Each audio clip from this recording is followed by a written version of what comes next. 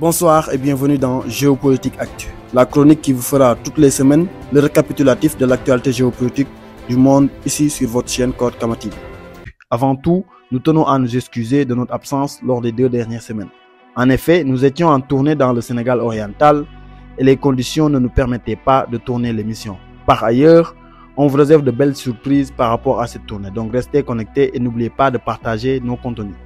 Au menu de cette semaine, nous avons la crise israélo-palestinienne qui prend une tournure assez particulière depuis un mois.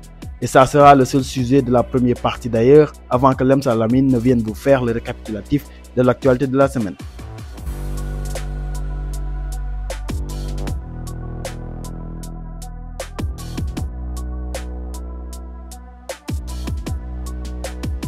Jusqu'où peut aller le conflit entre Israël et Palestine?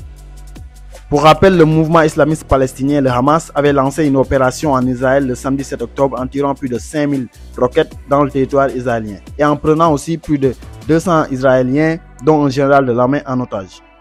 Et pour riposter, le Sahel a lancé sa contre-offensive en bombardant la bande de Gaza. Cette guerre est très complexe avec un jeu stratégique des grandes puissances mondiales. En effet, Israël reçoit davantage le soutien de l'Occident, dont les USA, alors que la Palestine, celui des pays arabes, dont l'Iran. Une bataille qui ne fait que commencer avec l'implication de différents acteurs clés. Les USA restent un allié historique d'Israël avec une coopération dans plusieurs domaines, que ce soit politique, économique, diplomatique ou militaire. Cette guerre a pris une tournure qui est celle de la communication. C'est pourquoi, dès le début, plusieurs pays occidentaux ont qualifié l'attaque du Hamas d'acte terroriste. Les États-Unis et Israël ont comparé même cette attaque à celle du 11 septembre 2001. Ce qui a certainement permis à Israël de bombarder la Palestine. Cette communication menée par les médias occidentaux a pour but d'influencer la perception du public sur le conflit. C'est pourquoi ils utilisent des techniques comme la manipulation des récits, la diffusion sélective d'informations, des analyses orientées pour accentuer la propagande israélienne. Cela se manifeste par un fait assez parlant. En effet, après l'offensive meurtrière du Hamas, le gouvernement israélien a annoncé que les bébés israéliens ont été décapités. Une information reprise par plusieurs médias occidentaux, de même que le président américain Joe Biden, qui l'a dit aussi dans un de ses discours en affirmant qu'il a vu des bébés israéliens décapités. Israël assassine la population de Gaza sous le regard silencieux de l'Occident. Du moins, les médias occidentaux n'en parlent pas. Aucune image des enfants palestiniens n'est montrée à la télé. Cette offensive israélienne est inhumaine avec le bombardement des infrastructures gazaouites telles que les hôpitaux, les immeubles et les établissements scolaires. Les conditions de vie des Palestiniens sont désastreuses. Ils sont privés de l'approvisionnement en eau, nourriture, carburant, etc. Les Palestiniens sont contraints de se déplacer dans une autre partie de la bande de Gaza et l'Égypte a fermé ses frontières aux Palestiniens. D'ailleurs, le président égyptien exhorte les civils palestiniens à rester sur leur terre. Les Palestiniens, avec ces bombardements, sont contraints de quitter la bande de Gaza, tandis que le poste frontière d'Erez vers Israël est fermé et celui de Rafah vers l'Égypte de même. Cependant, des manifestations pro-palestiniennes se déroulent actuellement partout dans le monde, même en Occident, avec la participation de milliers de personnes dénonçant les crimes de l'État sioniste. Alors, Israël chercherait-il à occuper le reste de la bande de Gaza? Que sera la réaction de l'Iran si l'opération terrestre est activée? Ce conflit israélo-palestinien réunit plusieurs acteurs clés. Le soutien des États-Unis à Israël est historique. Ils ont été l'un des premiers États à reconnaître l'État d'Israël en 1948. Et l'American Israel Public Affairs Community, un lobby de plus de 70 organisations juives aux États-Unis, mettent souvent la pression sur les USA afin de soutenir Israël. Ces groupes mobilisent des ressources financières et politiques pour influencer les décisions politiques en faveur d'Israël. Donc les USA ont des intérêts géopolitiques et géostratégiques en Israël. Et ce dernier reste son allié en Moyen-Orient qui est sous la visée d'autres puissances comme la Chine. Le Moyen-Orient est géopolitiquement crucial en raison de ses ressources énergétiques et de son positionnement stratégique. Lors de sa rencontre à Tel Aviv avec le Premier ministre Benjamin Netanyahu, le secrétaire d'État américain Antony Blinken a déclaré « Vous êtes peut-être assez fort pour vous défendre seul, mais tant que les États-Unis existeront, vous n'aurez jamais à le faire. Nous serons toujours à votre côté », a affirmé l'Américain. Cette déclaration s'est déjà traduite en action car les États-Unis ont livré des armements à l'Israël pour faire face aux attaques du Hamas. Quant à l'Iran, sa position est très claire et affirme son soutien indéfectible à l'endroit du peuple palestinien. Mais jusqu'à présent, il n'y a pas encore une implication directe de Téhéran dans cette attaque, ont affirmé les Américains. Le Hezbollah libanais, financé par l'Iran, attend-il son feu vert? Il faut noter aussi que le Hamas n'a pas besoin de l'aval de Téhéran pour opérer. Le souhait de l'Iran, c'est de voir l'effondrement de l'État d'Israël. Cette offensive du Hamas pourrait obliger l'Iran à passer à la vitesse supérieure, celle d'avoir une implication plus directe et concrète à la cause palestinienne. Mais l'Iran prendra-t-il le risque, surtout quand on sait qu'il a vu son territoire des manifestations très hostiles du peuple contre le pouvoir? L'Iran est une menace pour l'État d'Israël et ce n'est un secret pour personne. L'État hébreu ne veut pas que l'Iran développe des armes nucléaires. D'ailleurs, en 2020, le scientifique et responsable du programme nucléaire iranien fut assassiné probablement par les États-Unis et le Mossad. Car après la mort du scientifique, Benjamin Netanyahu a fait une publication assez ambiguë sur les réseaux sociaux. J'ai fait beaucoup de choses cette semaine, mais je ne peux pas tout dire, avait-il affirmé. L'attitude d'Israël envers l'Iran est caractérisée par une relation complexe et tendue. Mais on peut s'attendre à une entrée de l'Iran dans ce conflit puisque l'Iran avait averti après le début de la riposte israélienne que les actions dépendront des actions israéliennes dans cette offensive terrestre. Les pays arabes vont-ils se réunir concrètement pour combattre Israël? Pour l'instant, ils sont dans une posture de dénonciation. Après l'attaque, la Syrie, l'Iran, l'Algérie, le Liban, l'Irak, le Qatar, l'Oman ou encore la Tunisie ont exprimé leur soutien à l'endroit du peuple palestinien. Mais le Maroc, les Émirats arabes unis, l'Égypte, le Bahreïn, etc. ont condamné l'attaque du Hamas. Cette divergence est notable, d'autant plus que ces derniers sont signataires des accords d'Abraham qui prévoient la normalisation des rapports diplomatiques avec Israël. Sur la question palestinienne, nous pouvons noter que les pays arabes sont divisés, ce qui permet à Israël de mieux coloniser la Palestine. Le secrétaire d'État américain Anthony Blinken active le mode séduction en effectuant une visite d'abord le jeudi 12 octobre à Tel Aviv après l'attaque du Hamas dans un contexte d'une tournée au Proche-Orient en soutien à l'État hébreu. Dans le cadre de sa tournée en Moyen-Orient, il a rencontré certains leaders de la région comme Mohammed Ben Zayed des Émirats arabes unis, mais aussi Mohammed Ben Salman de l'Arabie Saoudite. Ceci est un moyen pour les Américains de mettre une pression au Hamas, alors que la question palestinienne est une occasion pour les pays arabes de se réunir pour faire tomber Israël. L'Arabie Saoudite a opté une position un peu ambiguë qui a néanmoins accusé Israël d'être le seul responsable. Riyad rejette le déplacement des civils, mais aussi condamne les bombardements des civils palestiniens dans la bande de Gaza et a suspendu les discussions de la normalisation avec Israël.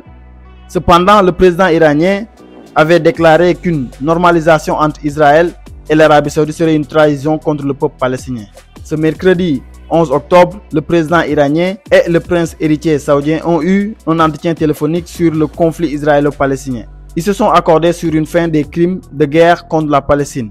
Sur X, ex-Twitter, le chef de cabinet adjoint du président iranien, Mohammed Jamisidi, a indiqué que lors du premier appel téléphonique entre l'ayatollah Raïchi et Sar Mohammed Ben Salman, les deux hommes ont convenu de la nécessité de mettre fin aux crimes de guerre contre la Palestine. L'unité islamique a été soulignée et tous les deux pensaient que les crimes du régime et le feu vert des États-Unis provoqueraient une insécurité destructrice pour le régime et ses partisans. La Turquie opte quant à elle une position très ambiguë qui joue les médiateurs du conflit israélo-palestinien en négociant avec le Hamas pour obtenir la libération des otages israéliens. Elle veut mettre en mal son rival géopolitique, l'Iran, qui est le principal défenseur des Palestiniens grâce à son soutien financier au Hamas. Alors que nous savons tous que la Turquie a des liens étroits avec le Hamas. Erdogan s'est exprimé sur le conflit entre Israël et Palestine. Nous pensons que la paix ne sera pas établie dans la région sans la création d'un État palestinien indépendant et souverain, doté d'une intégrité géographique avec Jérusalem pour capitale à l'intérieur des frontières de 1967, avait-il déclaré. En résumé, sur la question palestinienne, nous pouvons noter que les pays arabes sont divisés, ce qui permet à Israël de mieux coloniser, dominer la Palestine. Cependant, l'unité des pays arabes dans ce conflit israélo-palestinien est probable si le Sahel continue les bombardements ou lance l'opération terrestre dans la bande de Gaza. Est-ce que Israël est prêt à lancer l'opération terrestre dans la bande de Gaza? En effet, Tel Aviv réfléchit encore sur cette possible opération terrestre. Outre, nous pensons que l'armée israélienne n'a pas les capacités de lancer une telle opération si vaste qui verra l'implication directe de l'Iran à travers le Hezbollah, d'autant plus que Israël ne veut pas ouvrir plusieurs fronts à la fois. Selon le célèbre journaliste américain Seymour, l'état-major israélien ne fait pas confiance à ses troupes terrestres. Malgré que des combats intenses se déroulent actuellement au sud du Liban depuis l'attaque du Hamas, Nous ne pouvons pas pour l'instant parler de guerre entre Hezbollah et Israël. Mais c'est possible si Israël continue les bombardements dans la bande de Gaza. Même si Israël a déployé plusieurs chars de combat dans le nord du pays, les combattants du Hezbollah sont aguerris et disposent de 50 000 soldats et 150 000 roquettes selon plusieurs experts en Moyen-Orient. Ils ont aussi un rôle important, voire majeur, dans la guerre en Syrie. Mais nous pouvons nous attendre à une implication directe de l'Iran vu ses nombreux avertissements contre l'État hébreu. Le 15 octobre, le ministre iranien des Affaires étrangères s'est rendu à Doha, rencontrant ainsi le chef du Hamas. Dans un communiqué publié par son ministre, le chef de la diplomatie iranienne a déclaré que si les attaques du régime sioniste contre la population sans défense de Gaza se poursuivent, personne ne peut garantir le contrôle de la situation et les perspectives d'un élargissement du conflit. Les menaces de Téhéran sont sérieuses car il a les moyens de les mettre en exécution. Téhéran a développé depuis des années son industrie d'armement, livrant ainsi des armes, notamment de drones, à plusieurs États comme la Russie par exemple dans la guerre en Ukraine. Cependant, l'objectif d'Israël est de raser la bande de Gaza pour mettre en exécution le plan Eretz Israël, qui signifie le grand Israël dans la Bible, qui s'étendrait de la Méditerranée au Jourdain. Pour cela, Tel Aviv doit procéder à l'expulsion des Gazaouis vers l'Égypte et les habitants de la Cisjordanie vers la Jordanie. Des voix s'activent pour le cessez-le-feu comme le sommet du Caire pour la paix qui a vu la participation de plusieurs personnalités dont le roi de Bahreïn, le secrétaire général des Nations Unies Antonio Guterres, le secrétaire de la Ligue arabe et le président de la Commission de l'Union africaine. Sans oublier le président du Conseil européen Charles Michel. Le plus alarmant est le message du roi de Jordanie Abdallah II qui a réclamé le cessez-le-feu immédiat et poursuit que le monde est silencieux face au sort que subissent les Palestiniens. C'est un message très dangereux. Le monde arabe l'entend clairement. Les vies palestiniennes valent moins que les vies israéliennes. Les droits humains ont des limites. Ils s'arrêtent aux frontières, aux races et à la religion, a-t-il déclaré. Mais ce sommet peut être considéré comme un échec, car jusqu'à présent, Israël continue les bombardements et le communiqué final du sommet n'est pas sorti à cause des divergences entre les dirigeants occidentaux et les dirigeants arabes. Cependant, les pays arabes deviennent de plus en plus hostiles à Israël. En effet, le monde arabe ne digère pas l'attitude de certains pays occidentaux qui soutiennent les crimes de l'État hébreu à Gaza. Alors que plusieurs pays appellent à un cessez-le-feu, selon RFI, les États-Unis ont déployé le 14 octobre dernier un deuxième porte-avions en Méditerranée orientale pour dissuader des actions hostiles contre Israël ou tout effort visant à élargir cette guerre suite à l'attaque du Hamas, a déclaré ce samedi le secrétaire américain à la défense Lloyd Austin. Cette action américaine montre que les USA sont prêts à soutenir Israël et mettre en garde l'Iran, le Hezbollah et certains pays arabes. D'autant plus que les Américains ont bloqué la résolution du Conseil de sécurité qui visait à ouvrir des couloirs humanitaires mais aussi faire un cessez-le-feu dans ce conflit. La résolution proposée par les USA ne mentionnait pas clairement à un appel à un cessez-le-feu. Quant à Emmanuel Macron, qui n'engageait aucune action concrète depuis la guerre à part ses condamnations à l'attaque du Hamas, perd de la notoriété aux yeux du monde arabe. La France, qui ne peut pas jouer un rôle de médiateur, se fait bousculer par d'autres acteurs plus crédibles et plus puissants. Par ailleurs, le mercredi 24 octobre, Emmanuel Macron s'est engagé dans une tournée au Proche-Orient. Rencontrant ainsi Benjamin Netanyahou, le président français a déclaré à Tel Aviv qu'il faut mettre en place la coalition anti-Hamas, l'ajoutant à la coalition anti-Daesh existante, considérant le Hamas comme une organisation terroriste. Cette déclaration ne plaît guère à certains Arabes, dont le Qatar, la Jordanie, etc., qui n'ont pas adhéré à ce projet de coalition anti-Daesh. Cette déclaration d'Emmanuel Macron est une erreur car le Hamas n'est pas Daesh.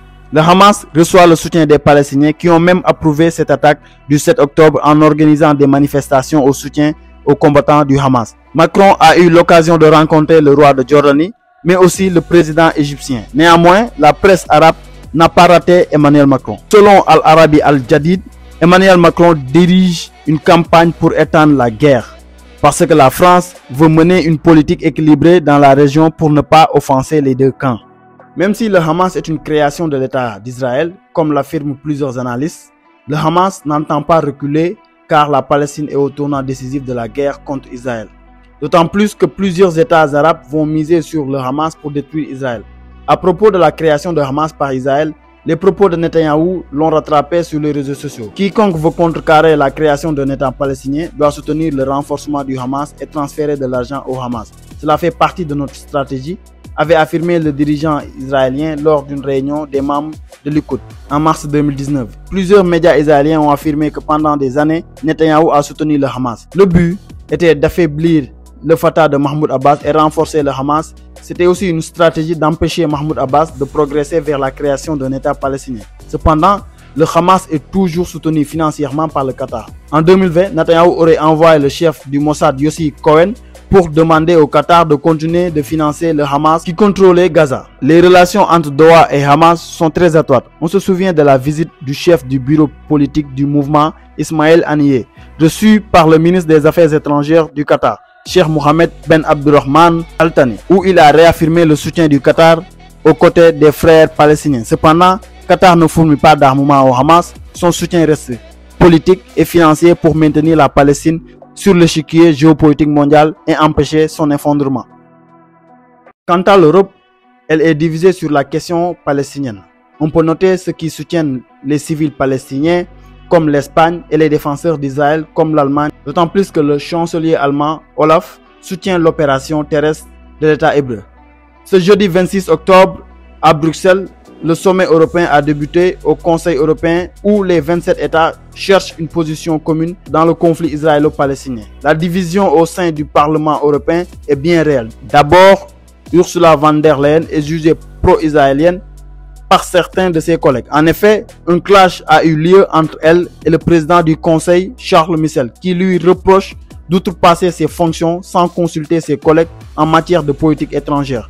Il fait certainement allusion à la visite de Ursula en Israël après l'attaque du 7 octobre. Charles Michel juge la position de Ursula trop partisane alors que la bande de Gaza subit des bombardements israéliens, tuant ainsi beaucoup de civils. Selon Charles Michel, la non-accès à l'eau, à l'électricité, à la nourriture, mais aussi empêcher l'aide humanitaire n'est pas conforme aux droits internationaux. Cependant, l'attitude de la Russie suscite beaucoup de questions. Celle-ci a opté la position de neutralité et appelle à un cessez-le-feu. Mais la Russie s'entend bien avec les deux différents camps. Elle accuse d'ailleurs les États-Unis de vouloir saboter ses efforts. Lors du sommet des chefs d'État de la CEI, Communauté des États indépendants, Vladimir Poutine a averti qu'une offensive terrestre à Gaza entraînerait des pertes civiles inacceptables. Moscou fait face à l'Occident en Ukraine et n'a pas l'intention d'ouvrir un autre front comme le souhaite Washington, qui est un moyen d'affaiblir la Russie. Moscou ne rejette pas une possibilité d'escalade d'un conflit nucléaire. En effet, lors du forum Une ceinture, une route à Pékin, Poutine s'est fait filmer avec 2 valises nucléaires tenues par 2 de ses officiers russes. Ceci est une manière de dissuader les puissances mondiales. Ce mercredi 25 octobre, la Russie, sous la supervision de Vladimir Poutine, a lancé des exercices de force nucléaire stratégique russes impliquant ainsi des sous-marins et des avions. Quant à la Chine, elle a une relation étroite avec les pays arabes, mais aussi avec Israël. Elle a une position très neutre et appelle à une désescalade du conflit. Elle joue les médiateurs pour garder sa sphère d'influence sur les deux camps. La Chine défend ses intérêts dans ce conflit. Ses échanges commerciaux avec les deux camps se sont intensifiés depuis une décennie. En étant un acteur du rapprochement entre l'Iran et l'Arabie Saoudite, Pékin entend être une superpuissance messianique, impartiale. Elle a un intérêt très particulier pour les États du Golfe Persique pour ses besoins en hydrocarbures. Ses objectifs dans cette région pour l'instant sont la sauvegarde de ses intérêts commerciaux et la stabilité régionale. La Chine se veut discrète en se reléguant au second plan dans les crises militaires, laissant les autres pays porter les médiations. C'est le cas dans la crise ukrainienne et l'actuel conflit Israël-Hamas. Ceci est une stratégie qui vise à minimiser ses coûts en préservant ses intérêts géostratégiques. Les Chinois veulent pacifier la région de ces tensions avec plusieurs acteurs clés et Washington, c'est ce qui a expliqué le rapprochement de l'Iran et l'Arabie Saoudite. Pour le développement de son économie, Pékin estime que le projet dit les nouvelles routes de la Shoah nécessite une bonne stabilité. Lors du début de la guerre en Ukraine, Joe Biden a demandé à l'Arabie Saoudite d'augmenter sa production du pétrole. Riyad avait catégoriquement refusé. Nous pouvons noter la réussite de la stratégie chinoise dans ce cas. Pékin a affronté les tensions entre les États-Unis et les pays arabes pour manœuvrer et faire diminuer l'influence américaine pour faire progresser son agenda géopolitique. C'est ainsi que prend fin la première partie de l'émission, donc je cède la place à Alamine pour qu'il vienne vous faire le récapitulatif de l'actualité. Merci, c'est Ousmane. Bonsoir, chers auditrices et auditeurs. La Chine, sous le projet dit des nouvelles routes de la soie. La Chine a accueilli le 18 octobre dernier les 10 ans du projet dit les nouvelles routes de la soie, avec la participation de plus de 100 pays dont la Russie, sous l'égide de Vladimir Poutine, lors de l'inauguration du forum Une ceinture, une route. Ce projet chinois sous le nom d'initiative Belt and Road est un projet de développement économique et d'infrastructure. Son but est de créer une interconnexion économique entre la Chine et les autres pays, notamment l'Asie, l'Afrique, l'Europe. Cela comprend la construction de nouvelles infrastructures telles que des routes, des chemins de fer, des ports, des aéroports et des pipelines. Selon le progrès, on peut noter le corridor économique Chine-Pakistan, long de 2000 km avec des pipelines, des routes, des lignes ferroviaires et à son extrémité le développement du port de Gwadar, une base navale chinoise à Djibouti, inaugurée en 2017, la première hors Chine. La Russie occupe une place géostratégique dans ce projet, notamment du fait de sa relation très étroite avec les pays de l'Asie centrale, mais aussi de l'Europe de l'Est. Vladimir Poutine, en venant à ce forum, veut davantage le soutien de la Chine dans sa guerre contre l'Ukraine. Son arrivée à Pékin est largement publiée par les médias chinois. Selon Sputnik Afrique, lors des pourparlers russo-chinois en marge du forum Une ceinture, une route, Vladimir Poutine a annoncé les échanges Russie-Chine peuvent dépasser les 200 milliards de dollars en 2023. Il a notamment appelé à s'intéresser au développement de la route maritime du Nord.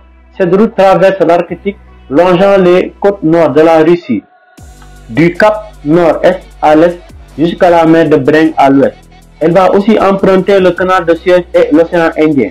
Cette route donne un raccourci significatif pour les navires voyageant entre l'Europe et l'Asie. Ce projet peut offrir un développement économique des régions arctiques de la Russie. La région arctique dispose des ressources naturelles telles que le pétrole, le gaz naturel, etc. Ce forum a vu la participation des dirigeants africains, dont le premier ministre éthiopien Abiy Ahmed, le président kenyan William Ruto et le président de la République du Congo Denis Sassou Nguesso. La Chine a investi massivement dans plusieurs projets d'infrastructures, notamment la construction de ports, de routes, de chemins de fer, d'aéroports et d'installations énergétiques, ce qui renforce la connectivité régionale. Ce projet nourrit des controverses avec la non-implication de l'Inde, un membre des BRICS, qui y voit comme une opération qui étend l'influence de la Chine. Mais aussi l'Inde se méfie à cause du corridor économique avec le Pakistan qui passe par le Cachemire alors que les deux pays se disputent cette zone. Jusqu'où peut aller cette initiative chinoise?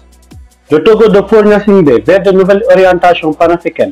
Le samedi 21 octobre s'est tenu à Lomé l'ouverture du forum Lomé Peace and Security Forum avec la participation des pays du Sahel dont le Mali, le Burkina Faso et le Niger. Ce forum vise à promouvoir la paix, la stabilité, la sécurité en Afrique. Des personnalités publiques, des experts, des diplomates, etc. ont également participé à ce forum pour s'exprimer des défis de paix et de sécurité dans le continent.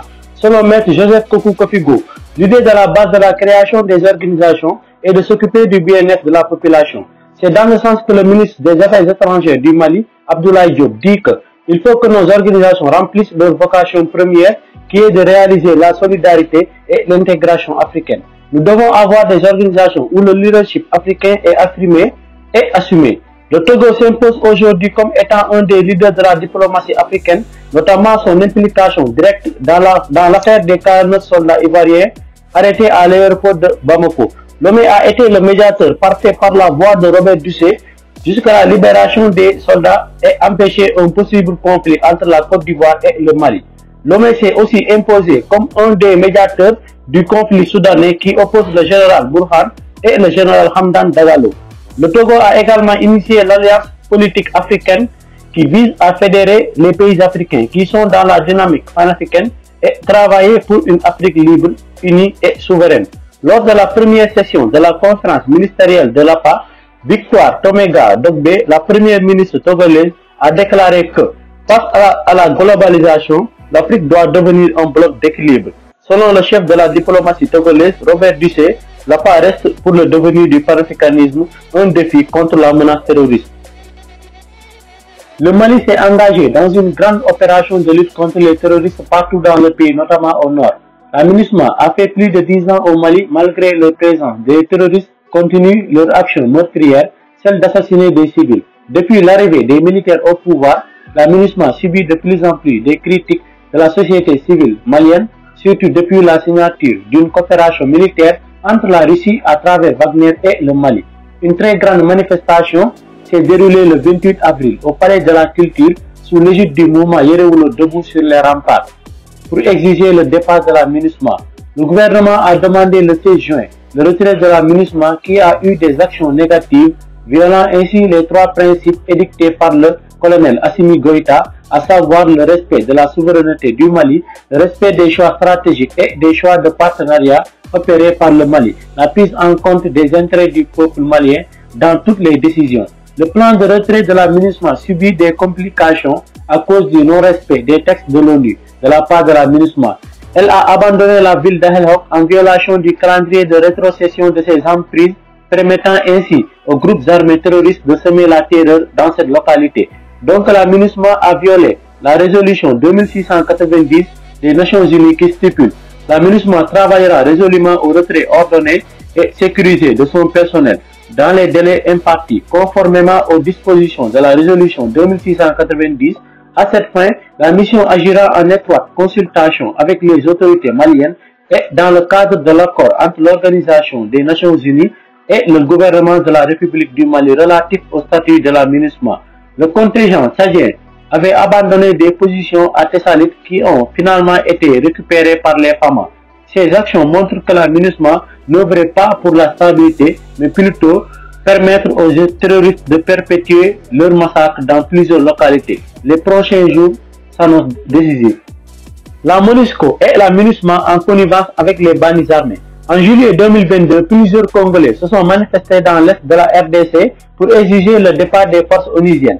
Malgré la présence de la MONUSCO dans l'est du pays, les civils se font tuer davantage par les combattants du M23. Cette inaction des forces onusiennes suscite le mécontentement du peuple congolais qui fait face aux bandits armés depuis plusieurs années. Une vingtaine d'années d'inefficacité de la part de MONUSCO. L'intégrité territoriale de la RDC est en jeu. Les puissances étrangères sauvegardent leurs intérêts en RDC avec la complicité des ONG, en connivence avec les rebelles du M23. Lors de la 78e session de l'Assemblée générale de l'ONU, le 21 septembre dernier, le président congolais Félix Tshisekedi a réitéré son message. La MONUSCO doit partir. Tshisekedi poursuit que la MONUSCO a été incapable de faire face aux bandits armés et que son pays va prendre son destin en main. Il n'est pas d'accord du plan de retrait à l'horizon 2024, mais le président veut que la MONUSCO commence le retrait dès le mois de décembre. Cependant, avec le processus du retrait des forces onusiennes, la RDC ne risque-t-elle pas de recevoir des coups bas de la MONUSCO comme son voisin du Mali? Israël va-t-elle réussir son opération terrestre dans la bande de Gaza? Le Sahel a débuté ce vendredi 27 octobre. Dans la nuit, la guerre à Gaza, synonyme d'une opération terrestre de grande envergure. Toutes les communications sont coupées dans la bande de Gaza. Selon le Sahel, les infrastructures stratégiques du Hamas sont détruites à Gaza. En effet, dans un discours relayé par plusieurs médias le 25 octobre, Benjamin Netanyahu a déclaré qu'Israël préparait une opération terrestre et que tous les membres du Hamas sont condamnés à mourir. Plusieurs informations ont filtré cette nuit déclarant que les forces palestiniennes ont repoussé les attaques terrestres de l'armée israélienne. Des manifestations ont eu lieu dans le monde condamnant les bombardements tuant des civils. Le conflit pourrait avoir de lourdes conséquences car plusieurs pays arabes sont en train de dénoncer cette opération, en soulignant aussi l'hypocrisie de l'Occident. Ce samedi 28 octobre, de grandes manifestations en soutien au peuple palestinien ont eu lieu à Londres mais aussi en Turquie avec la présence d'Erdogan qui a déclaré qu'Israël est un pion au Moyen-Orient qui sera sacrifié le moment venu. Déjà, les combats entre le Hezbollah et le Sahel au sud du Liban s'intensifient. Selon Sputnik Afrique, l'armée israélienne annonce avoir frappé une installation du Hezbollah au Liban pendant la nuit du 27 au 28 octobre. Sergei Lavrov a accordé une interview à une chaîne biélorusse à Minsk. Il a déclaré qu'il est peu probable que les représentants d'Israël et de la Palestine s'assoient sur la même table de négociation. Cependant, que sera la réaction des États arabes face à l'opération terrestre du Sahel? C'est ainsi que s'achève cet épisode de Géopolitique Actu. Donc nous vous donnons rendez-vous la semaine prochaine, histoire de vous faire une autre analyse par rapport à l'actualité géopolitique mondiale.